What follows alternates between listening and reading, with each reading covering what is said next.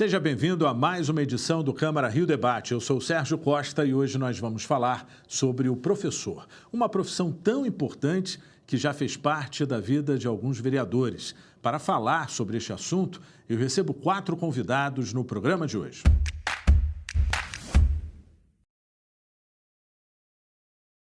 Eu começo as apresentações com o vereador Tarcísio Mota, professor de História. Seja bem-vindo, vereador.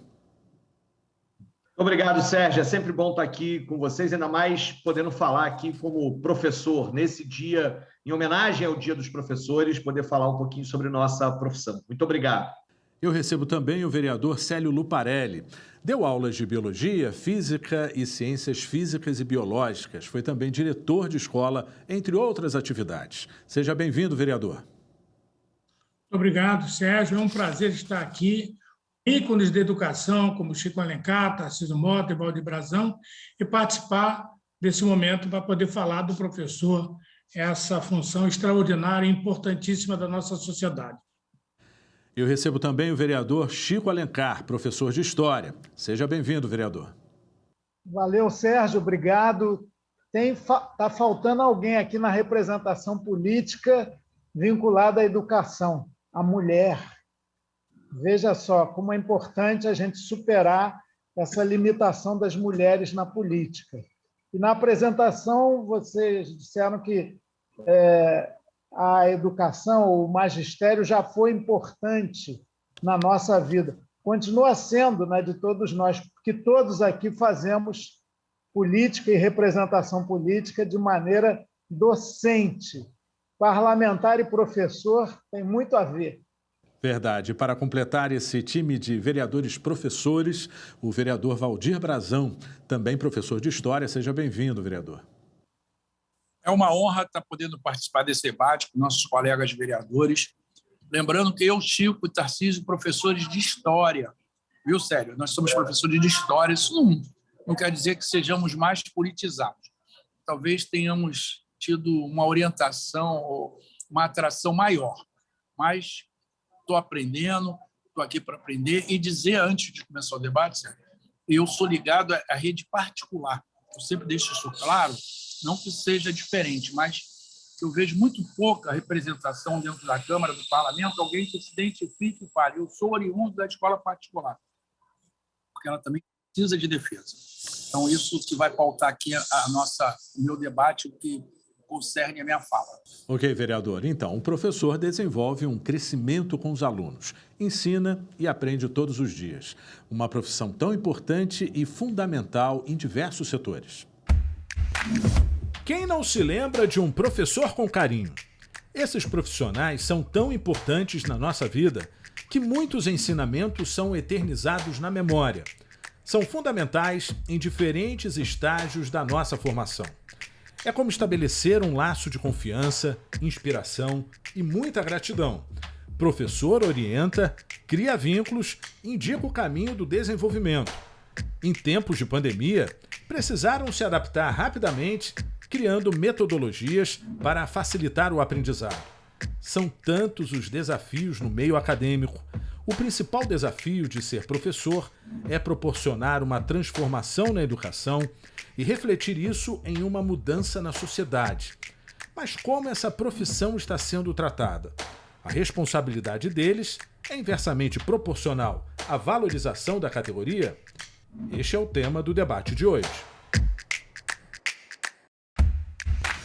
Bom, eu gostaria de iniciar então esse debate com uma análise de vocês, né? Como professores e na posição de vereadores, a responsabilidade do professor ela é inversamente proporcional à valorização da categoria, começando então com o vereador Tarcísio Mota. Pois é, Sérgio, infelizmente essa é uma realidade muito presente no nosso país e também na nossa cidade, né? A gente tem visto estudos aí, inclusive, da OCDE, da Organização para a Cooperação dos Países Desenvolvidos, que mostram que o professor brasileiro é aquele que tem o pior salário desses países mais desenvolvidos. Quando a gente pensa aqui no Brasil também, os profissionais de nível superior, os profissionais do magistério estão entre aqueles menos valorizados. Isso tem que nos dizer muita coisa, né? Ou seja, a importância do papel do professor, né? do mestre, né? Na nossa sociedade é enorme, porque é de fato aí em que a gente vê que a escola, as crianças, os adolescentes vão compreender o mundo, compreender a palavra, compreender os fenômenos naturais, os fenômenos sociais. É fundamental e esse profissional acaba sendo muito desvalorizado. Tem que muitas vezes trabalhar em várias escolas ao mesmo tempo, ter um número de alunos muito maior do que o possível, do que o razoável, para que ele possa dar uma atenção especializada para cada um desses alunos. Esse professor muitas vezes não tem tempo de ler, estudar, se formar, melhorar a sua formação, preparar melhor as atividades, as atividades de correção. Tudo isso acaba prejudicando, inclusive, a própria questão da qualidade da educação. Então, nós temos profissionais que amam o que fazem, que se esforçam muito para serem absolutamente competentes no que fazem, mas são muito, muito desvalorizados.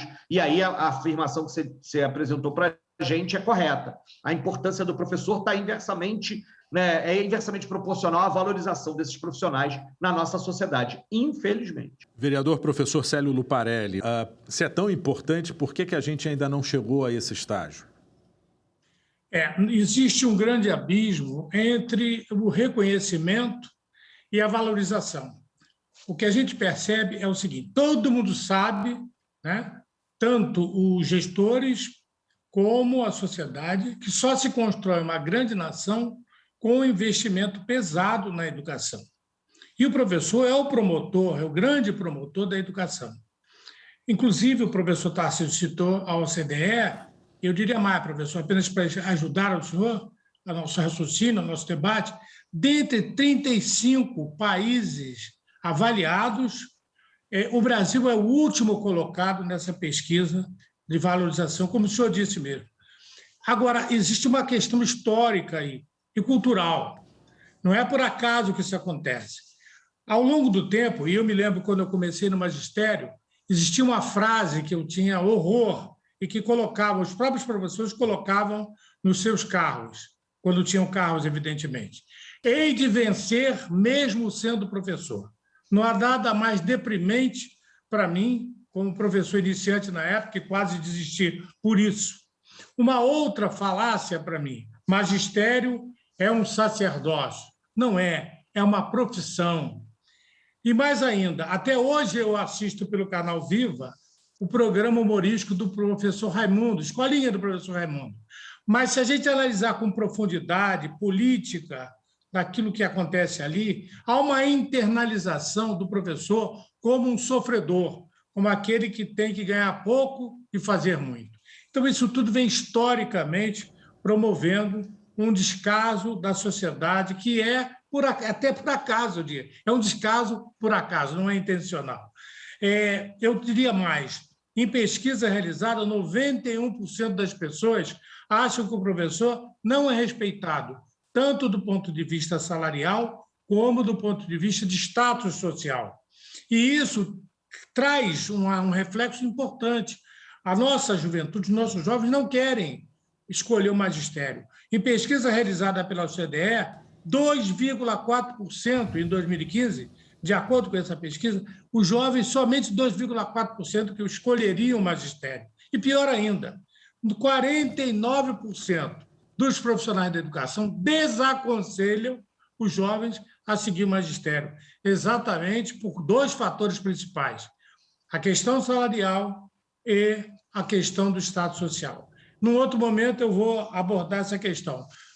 Mas só lembrando que a lei federal, o Plano Municipal de Educação, exigia que até 2020, nós estamos em 2021, a profissão de magistério fosse equiparada do ponto de vista salarial a outros profissionais com a mesma escolaridade.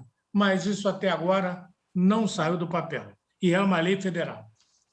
Professor Chico Alencar, vereador, a gente percebe aí com os dados ditos aí pelo professor, vereador também Célio Luparelli, que o nosso país ainda está engatinhando nessa questão de valorização da educação, né? De onde, como que a gente pode se comportar no cenário internacional? Ou seja, o que falta para a gente chegar a um patamar, digamos, de dignidade em relação ao reconhecimento da importância dessa profissão?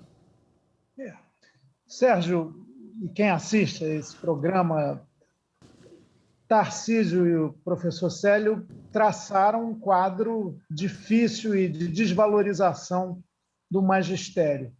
Eu quero trazer alguns aspectos positivos. Dos anos 80 para cá, a categoria de trabalhadores, nada de missão, de sacerdócio, de sorrisos da sociedade, nada disso. O pessoal do magistério se percebeu como classe trabalhadora, o que é muito importante. Eu lembro, na minha infância, cantávamos com Ataúfo Alves, que saudades da professorinha que me ensinou o beabá. Não é professorinha, não é diminutivo, não é tia. É professora, é educadora, é educador. E essa percepção foi crescendo. A categoria de trabalhadores que mais se sindicalizou dos anos 80 para cá, coincidindo com a superação do regime ditatorial no Brasil, foi a de educadoras e educadores. Isso é importante. Houve conquistas, planos de cargos, carreira, muita batalha. Agora, é claro que no concerto internacional nós estamos ainda numa posição muito baixa, junto com os países do terceiro mundo em geral. Um outro dado positivo é o aumento da cobertura de ensino superior. A gente cresceu bastante em número de pessoas que fazem o curso superior e muitos dessas se preparando também para o magistério. Aí a demanda fica mais forte. É claro que preocupa o fato de 75% das vagas no ensino superior no Brasil de hoje serem de escolas, faculdades, universidades privadas e apenas 20%, 25% nas públicas. Ainda assim, as instituições públicas de ensino aumentaram, inclusive as instituições federais de formação de ensino médio. Isso tudo é fator de pressão. Agora, é claro que a remuneração continua sendo o nó górdio dessa questão. Ninguém acha que professora vai ganhar 15, 20 mil por mês. No ensino superior universitário público, houve conquistas, melhorou. Sinceramente, eu reconheço que um doutor na universidade pública ganha bem, de maneira justa. Tem uns até que conseguem acumular e ganhar 40, 45 mil. De vez em quando a turma negacionista fica mostrando isso como se fosse um grande escândalo. É uma valorização de uma profissão que parece que precisa primeiro ser reconhecida na instância do antigo terceiro grau para depois ir descendo. Mas o professor, a professora do ensino básico, fundamental e médio também precisam ter esse reconhecimento. É uma batalha, é uma luta, depende dos governos, da vontade política. São pouquíssimos os governos que priorizam, de fato, na sua prática, a educação. Porque não dá para inaugurar com fitinha e banda de música uma criança bem formada, crítica. Não é uma obra material, sensível, que possa render de imediato votos. E a política no Brasil tem muito esse mau pragmatismo. Vereador Valdir Brazão, seu tio, seu padrinho, também professores, né? Como é que foi essa influência? Eu sou oriundo de família de professores ligados a colégio particular e sempre tive muito orgulho disso. Mas eu queria pautar aqui a minha fala, para não ser uma cópia, não ser redundante. Eu acho que os meios de comunicação também têm pouco a ver com a desvalorização da categoria como um todo. Hoje, o professor, se eu incentivo meu filho a ser professor, ele não quer. É como torcer para um time menor.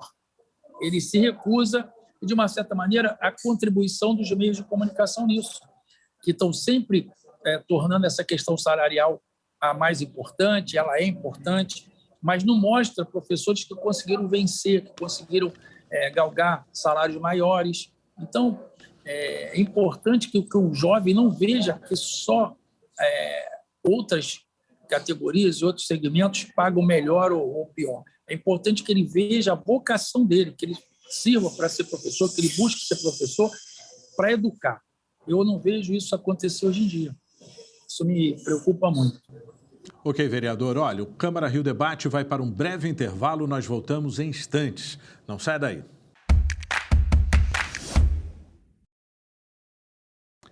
O Câmara Rio Debate está de volta hoje falando sobre o professor. Fomos ouvir a população sobre o tema. O professor é importante em todos os aspectos, né? Sem ele, nós não somos nada. Ele é a base profissional e humana de todos nós. Eu acho que uma das profissões que eu acho que tinha que ser muito mais valorizada no Brasil. Infelizmente, hoje, em nosso país, os professores não são valorizados, né? Precisamos sempre valorizar essa categoria que realmente muda a sociedade. Por eles que a gente aprende, é médico. Médico é médico por quê? Porque tem professor que ensinou. Então, ele é o mais importante de todas as profissões, é o professor. Acho que eles deveriam até ganhar bem mais do que eles recebem hoje. Bom, outros vereadores que também trabalharam como professores enviaram vídeos falando sobre a importância da profissão. Eu acho que foi um dos períodos mais felizes da minha vida quando eu trabalhei como professora durante aproximadamente 12 anos. Acho que é uma classe que merece todo o nosso carinho, todo o nosso respeito. Eles são os responsáveis pelos homens do futuro, pelos grandes homens do futuro, pelos nossos técnicos, pelos nossos médicos, pelos nossos advogados, enfim. Então, acho que muito mal remunerados. Frequentemente, nós aqui na Câmara temos debates sobre o tema e eles são realmente heróis que carregam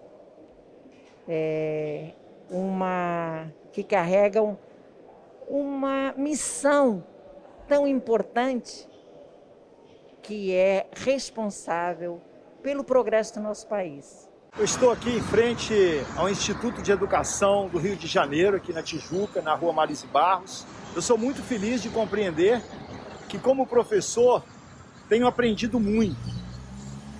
O magistério é uma ferramenta das mais bonitas que a humanidade pode ter. Bem dizia patrono da educação brasileira, Paulo Freire, todos somos educadores, todos somos educandos.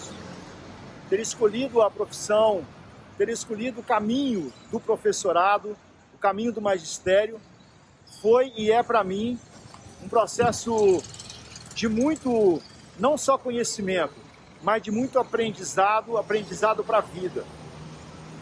Compreender que nenhum estudante, nenhum aluno, nenhum educando colocado diante de nós é uma tábula rasa. Que a ninguém é dado o direito de achar que o outro não sabe nada e que a gente é que é o detentor do saber. Educação se faz em parceria, educação se faz em comunhão, educação se faz coletivamente. Meus braços, meus ombros, meu coração e minhas energias para lutar por educação de qualidade, pública, para todas e para todos. Meu agradecimento à vida por ter me colocado nesse caminho, no caminho do magistério, no caminho da educação. A inspiração certamente vem da admiração por outro professor, né? Aquele que te traz conhecimento, que abre horizontes. E eu queria entender também um pouquinho dessa coincidência, né? São 3 vereadores, pelo menos, que estudaram aí e se tornaram professores de história. Nós temos o Tarcísio, o Chico Alencar, o Valdir Brazão. Por que essa escolha e de onde veio essa inspiração? Começando com o Tarcísio. Olha, Sérgio, eu decidi ser professor lá na minha adolescência.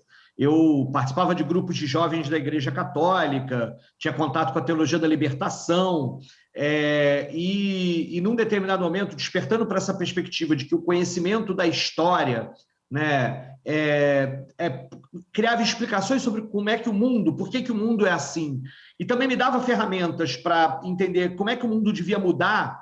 Eu tive na adolescência assim, olha, eu queria poder fazer isso com outras pessoas também, ou seja, eu queria poder estar numa sala de aula, podendo ajudar a transformar o mundo a partir da sala de aula.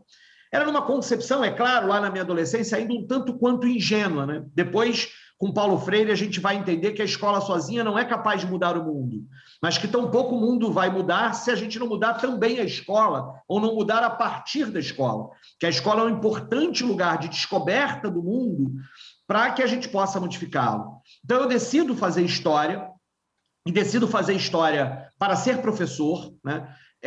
Por conta muito desta concepção. É claro que eu tive professores, né, lá em Petrópolis, onde eu vivi minha infância, né, o Gustavo Duriez, né, que foi meu professor de História no ensino fundamental, um professor de matemática que se chamava professor Eiras, era fantástico e também me inspirou muito. E depois, é claro, eu tive na faculdade professores absolutamente inspiradores, né? Recentemente, nós entregamos, inclusive, um título de cidadão carioca aprovado na Câmara dos Vereadores ao professor Ilmar Roloff de Matos, um professor absolutamente inspirador na capacidade dele de ensinar. Eu fui aluno de Leandro Conder, de Margarida Neves, né? Fui aluno de tanta gente inspiradora na vida. E, claro, tive também, nessa perspectiva da política, inspirações como o próprio Chico Alencar, que está aqui hoje, né, do meu lado, somos colegas de bancada, e que também me inspirava, não só com o seu livro lá, o História da Sociedade Brasileira, que eu li para me preparar para o vestibular, né, também o livro do Aquino, que também li para me preparar para o vestibular,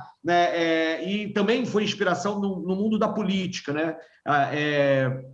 Então, essa questão de ser professor foi bastante essa inspiração também da militância, e fui me descobrindo cada vez mais professor. A sala de aula é um lugar mágico, é um lugar fantástico, um lugar onde quando você vê no brilho dos olhos de uma criança, que ela está descobrindo alguma coisa, quando ela está interessada numa atividade que você propôs, quando responde alguma coisa, às vezes com uma nova dúvida, isso é mágico, é fantástico. Você me faz uma pergunta como essa, Sérgio, me dá uma vontade, uma saudade danada da sala de aula, né? Uma saudade danada da sala de aula, e só de lembrar que eu ainda vou ter mais alguns anos como parlamentar, eu quase com vontade assim, meu Deus do céu, vou voltar para a sala de aula, porque, né? Mas como disse o Chico Alencar, ser vereador, ser parlamentar também tem muito dessa questão pedagógica, né? De tentar explicar as coisas, né, para outras pessoas, de tentar convencer, né? O Gramsci dizia uma coisa interessante, que todo intelectual é um persuasor permanente.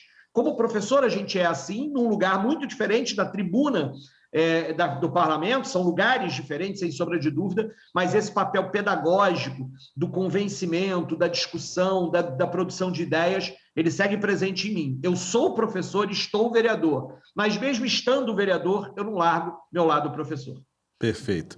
Vereador Chico Alencar, depois de toda essa fala, né, do Tarcísio, com reconhecimento pelo seu trabalho, né, eu fico pensando que essa habilidade acadêmica, né, ajudou muito, lógico, na vida política, né, na oratória, né, vocês dominam essa capacidade.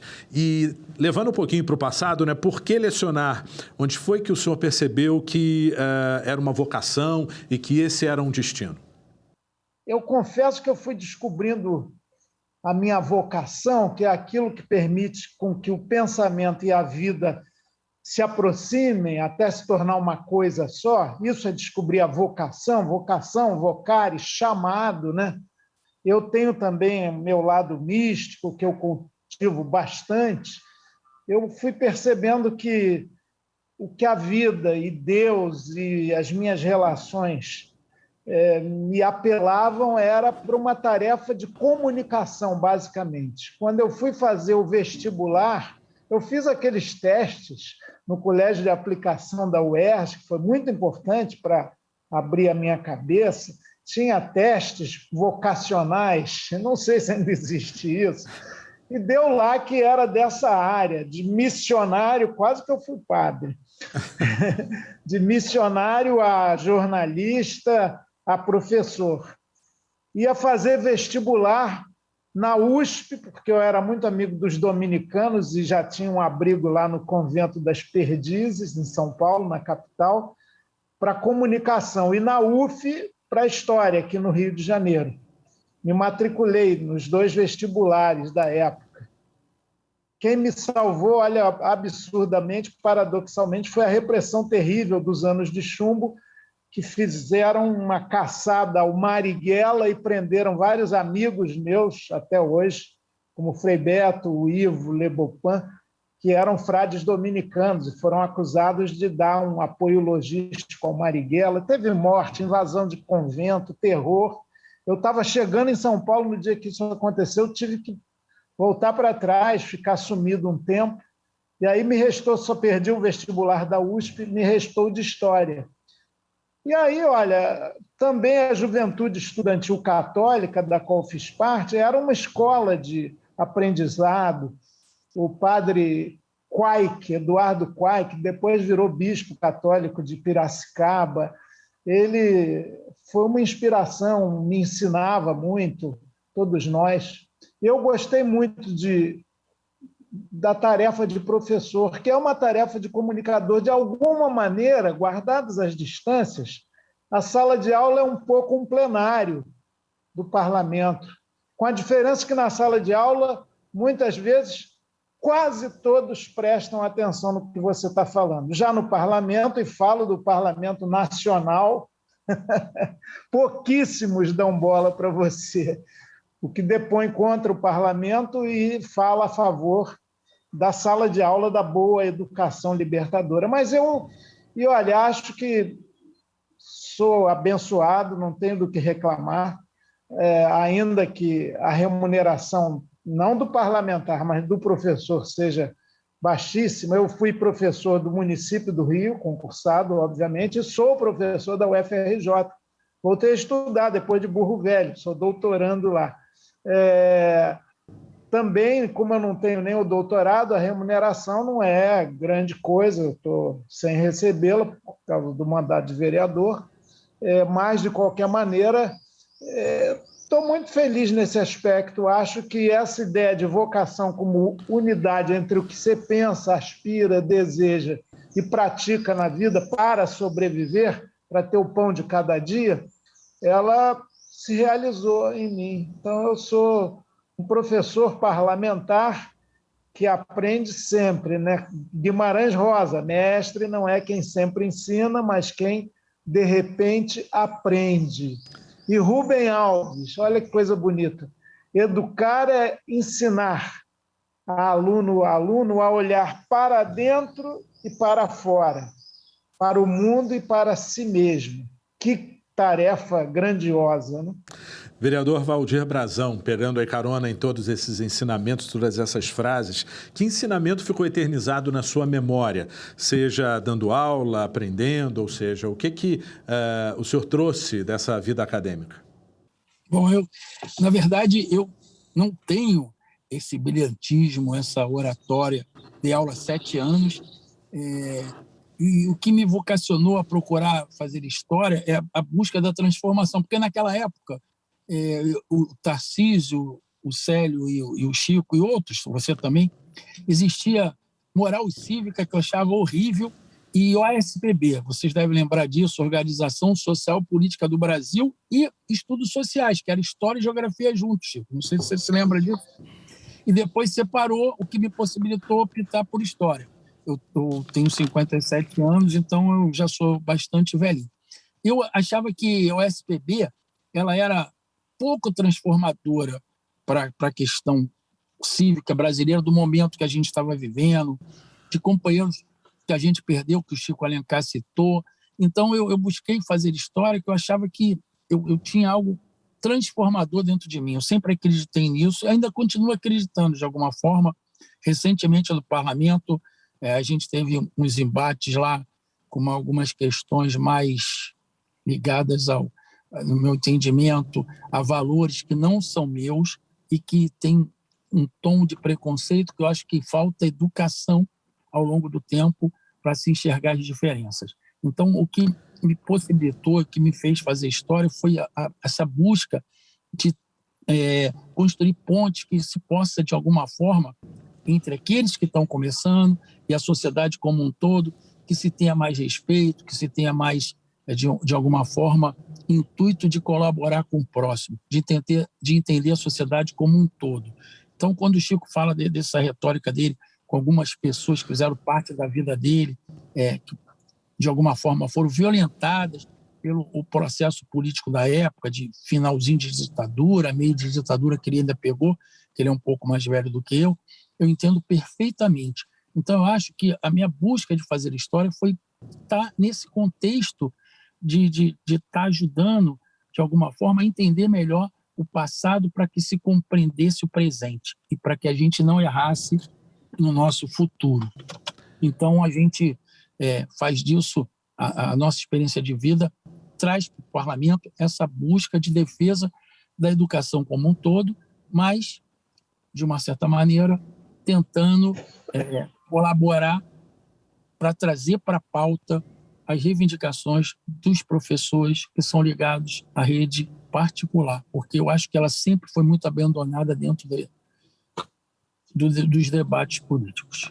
Vereador professor Célio Luparelli, como é que tem encontrado essa realidade na sala de aula e agora tendo que criar leis voltadas para a educação? A gente tem procurado exatamente das experiências de sala de aula, por muitos anos. Eu comecei a dar aula com 16 anos de idade e não foi por conta de vocação, né? Foi por um acidente de percurso, eu diria. Por quê? Eu, como era, modesta parte, um aluno que tinha um certo destaque na escola, e como antigamente havia um curso chamado Admissão ao Ginásio, que eu acho que o Chico deve ser o único que lembra disso aí, porque é do meu tempo. Então, como eu era destacado na escola, me botaram para dar aula de português, veja só. E eu, com 16 anos, comecei a treinar os alunos para fazer o tal concurso.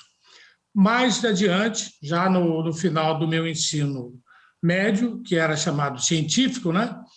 Um professor de biologia me influenciou bastante para eu cursar a UERJ. Ele era professor do meu colégio, ali em Cascadura, e era também professor da UERJ.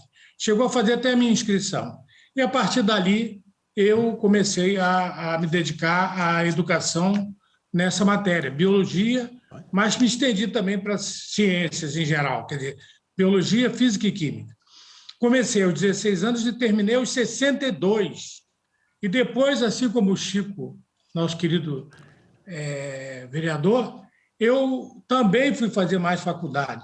Quer dizer, acabei fazendo medicina, fazendo direito, sou médico, advogado, sou pedagogo, mas, na verdade, só ganhei dinheiro como professor. Só atuei realmente como professor, diretor de escola, professor regente, que fui desde os 16 anos até os 62. E ainda estou em escola, porque, realmente, como o Chico e o Tarcísio falaram, e o Valdir, o parlamento ali, a nossa ação na verdade, uma extensão da sala de aula. Até porque eu e o Tarcísio temos a vantagem de ser da Comissão de Educação. Já estamos lá há 3 anos. Então, a nossa obrigação é chegar às escolas, ver os problemas e procurar, lá na Câmara, desenvolver esse trabalho. Mas eu queria, se o Sérgio me permitir, os vereadores me permitirem, eu queria dar uns dados também que eu trouxe aqui para o nosso debate. Vejam só a questão da valorização, porque o meu amigo Valdir falou da questão da vocação. Eu até entendo um pouco de vocação, mas o que, num regime capitalista como o nosso, se um jovem perceber que ele não tem status social que ele gostaria, que a família gostaria, que a sociedade cobra, inegavelmente, e, além disso, aliado a um processo cada vez menor de remuneração, os talentos, jovens talentos, realmente têm muita dificuldade de escolher o magistério como profissão. Vejam só, a média anual do salário de um docente, a média anual do docente no ensino infantil e fundamental no Brasil é de $25 mil, média anual. Nos países da OCDE, 40 mil. É uma discrepância muito grande. No ensino médio, o Brasil, em média anual, é de $26 mil. Nos países da OCDE, 51 mil.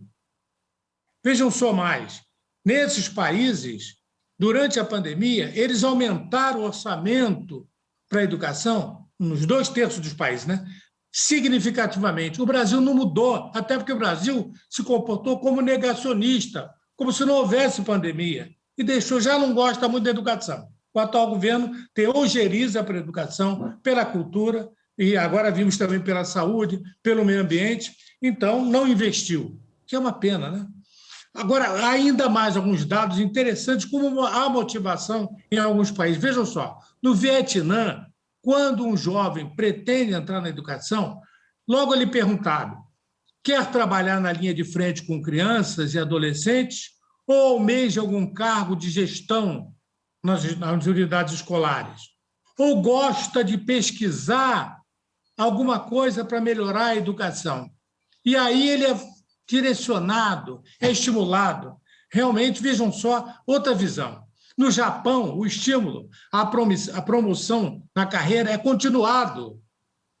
Na Estônia, há uma forte evolução salarial, autonomia para o professor praticar as suas ideias pedagógicas. Vejam só que coisa bonita. Aqui, os projetos são feitos em escritórios com pessoas com ar-condicionado, que às vezes nunca entraram numa sala de aula, e isso é entubado nos professores, nas unidades escolares. Então, a profissão não tem motivação. Na Coreia do Sul, há um alto status social, estabilidade no emprego. O professor Valdir, o vereador Valdir, falou que ele é basicamente do ensino privado. Eu trabalhei concomitantemente no público e no privado durante toda a minha vida. Quero lhes garantir o seguinte: na escola privada, a instabilidade é uma coisa seríssima. São poucos os lugares, poucas as escolas que têm essa cultura da estabilidade. Então, a instabilidade, a questão salarial, o status que é realmente muito baixo, a sociedade, como eu falei anteontem na Câmara, essa semana, né? É como o América. O América é o segundo time de todo mundo, ou pelo menos era.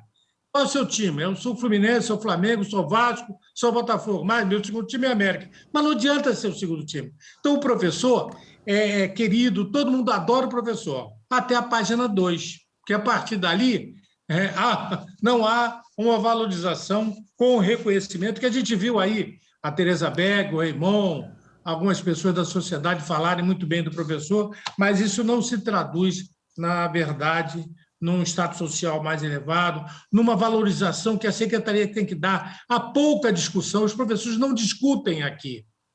Os professores não discutem, é tudo realmente colocado goela abaixo, e isso desmotiva o professor. Parece que, eu não estou falando da secretaria municipal atual, não, é ao longo da história. Nós temos isso ao longo da história, e estou falando com outros professores aí, que são vereadores e podem ratificar o que eu disse. Bom, gente, foi um prazer conversar e debater sobre este assunto com vocês. Eu agradeço a presença de todos vocês aqui, os vereadores Tarcísio Mota, Célio Luparelli, Chico Alencar, Valdir Brazão. Obrigado a você, então, pela audiência. O debate de hoje fica por aqui e até a próxima.